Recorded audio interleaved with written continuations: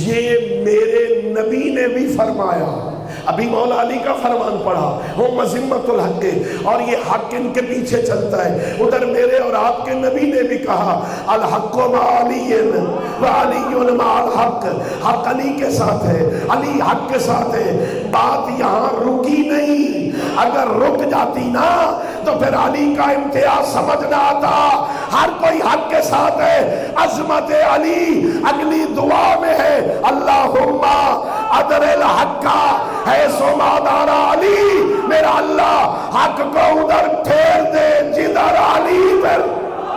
یہ حق کے محتاج نہیں، حق ان کا محتاج، حق ان کے پیچھے چلتا ہے۔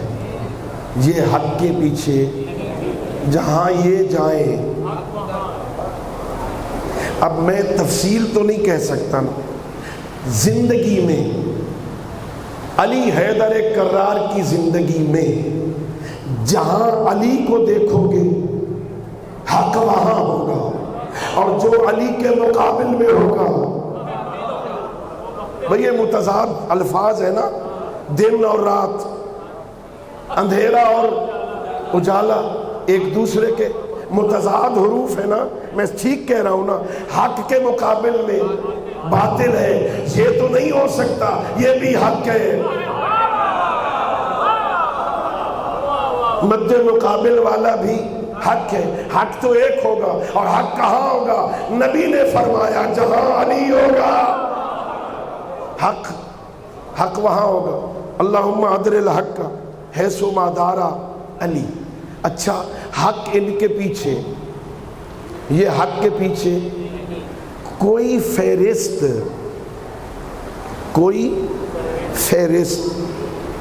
حق کے بارے میں مل سکتی ہے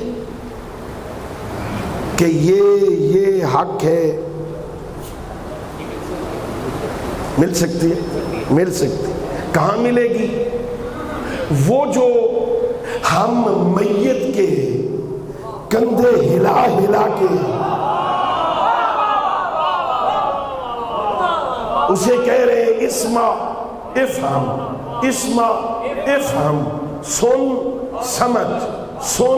سمجھ، مگر غور کرنا، یہ تو مر گیا،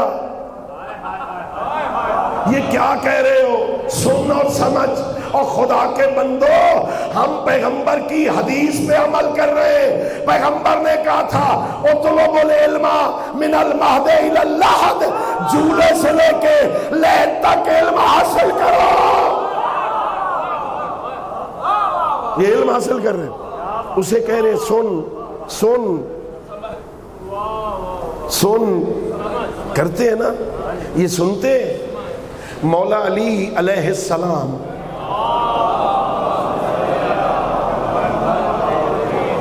جنگ سے واپس آ رہے تھے، ایک قبرستان میں رکے، مولا نے قبر والوں سے باتیں شروع کر دی۔ یا اہل الدیار الموحشہ والمحال المقفرہ، یا اہل التربت و یا اہل الغربت، اے تنگ اور تاریک محلات میں رہنے والوں، اے مٹی پہ سونے والوں، اے تنہائی کی زندگی گزارنے والوں، ہاں کیڑے اور مکوڑوں کے گھروں میں رہنے والوں۔ وہاں پر بھی ایسا ہی سناٹا تھا،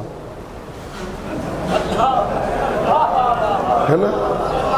ایک بندے نے اللہم صلی علی محمد و آل محمد، ایک بندہ آگے بڑھا، یا علی ابن ابی طالب، مولا یہ ان سے کہہ رہے ہو؟ یہ سنتے ہیں، میرے آقا نے کہا تم سے بہتر سنتے ہیں۔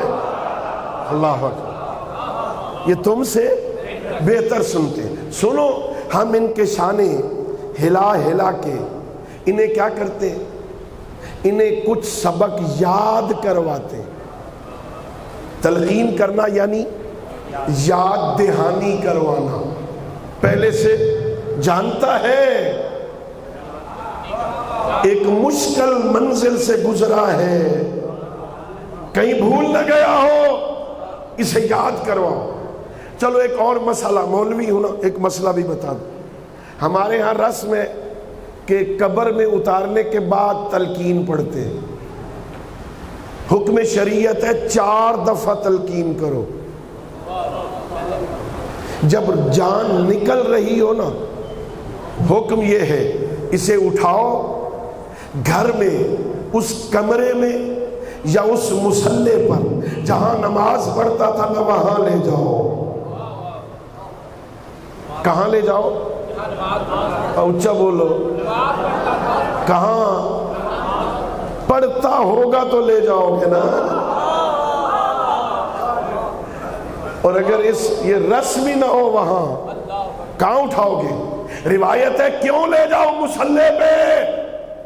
اس کی جان مشکل نکل رہی ہے نا، اسے مصلی پہ لے جاؤ گے نا، جہاں سجدے کرتا تھا وہ زمین اس کے حق میں شفاعت کرے گی.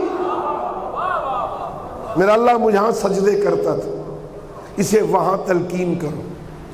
جب روح نکل جائے نا پھر تلقین کرو. پھر جب لحد میں اتارو نا پھر تلقین کرو. اور پھر جب سارے لوگ قبرستان سے نکل جائیں پھر تلقین کرو. تلقین کراؤ. کیا کرو؟ اسے کہو اسمع افہم، سن سمجھ. اے اللہ کے بندے، فلان ابن فلان نام لو، اس کے باپ کا نام لو. اے فلان ابن فلان سن سمجھ. اذا اتاک الملکان المقربان الرسولین من عند اللہ تبارک و تعالی، جب تیرے پاس 2 اللہ کے مقرب فرشتے آئے نا، وہ تجھ سے کچھ پوچھیں گے. وہ تجھ سے کچھ پوچھیں گے. کیا پوچھیں گے؟ من ربوں کا، من نبیوں کا، من اماموں کا، ما قبلتوں کا، ما دینوں کا، ما کتابوں کا. 6 سوال کریں گے تجھ سے. فلا تخف ولا تحزن، ڈرنا نہیں، پریشان نہیں ہونا. قل فی جوابہما، ان کے جواب میں کہہ دے اللہ جل جلالہ ربی، اللہ میرا رب ہے، اللہ میرا رب ہے، اللہ میرا رب ہے. فرشتوں کے جواب میں کہنا اللہ میرا رب ہے، محمد میرا نبی ہے، علی سے لے کے مہدی تک میرے امام ہے، قرآن میری کتاب ہے، کعبہ میرا قبلہ ہے، اسلام میرا دین ہے. وہاں جواب دینا پڑے گا اللہ میرا رب